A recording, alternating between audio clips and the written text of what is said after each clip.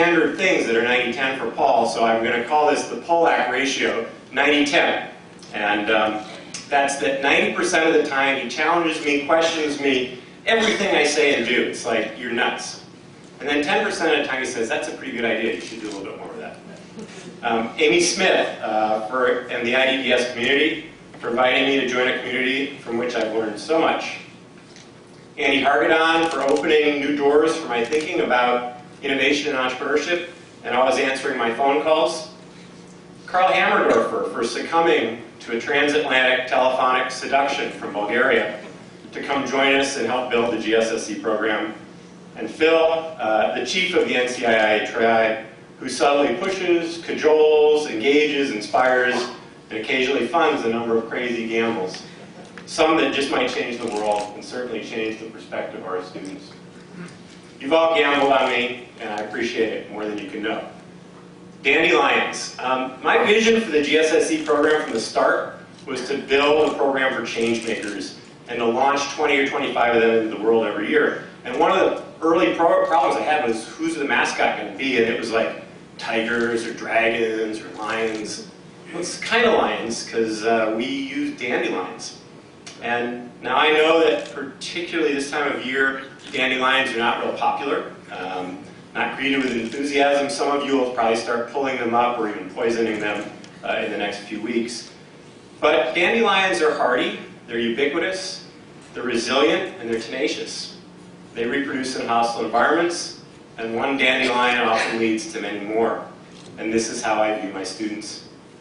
If our program can recruit entrepreneurial people and provide them the tools, the experience, and the network, they can spread around the world and prosper just like dandelions.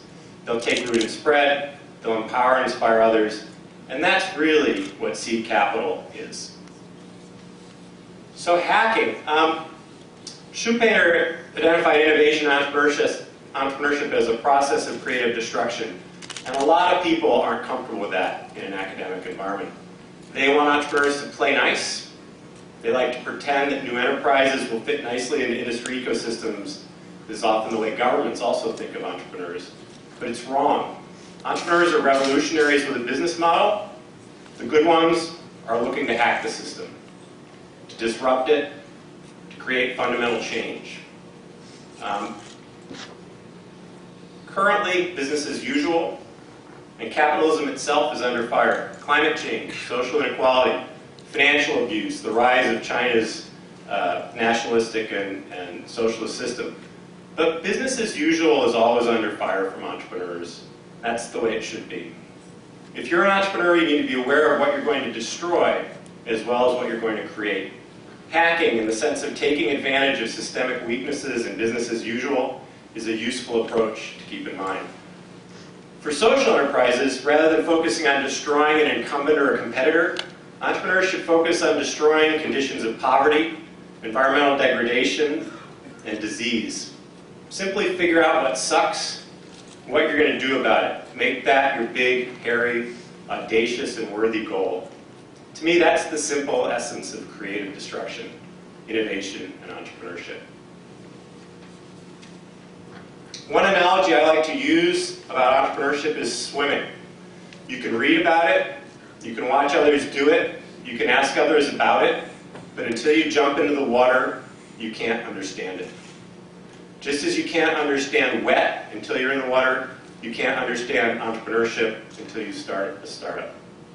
Our GSSE program is designed to get people into the water, into the flow of starting enterprises, an enterprise that will make the world a better place. So I want to end my remarks with a request to the audience on helping more people learn how to swim. Could I see the hands of people who are swimmers, who started something, sold something, built something? Great. Could you all stand up?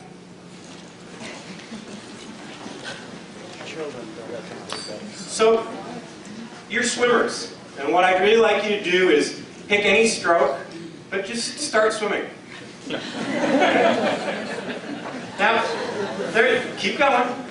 Now, there are some other people that may be kind of on the entrepreneurial edge of the pool. Okay?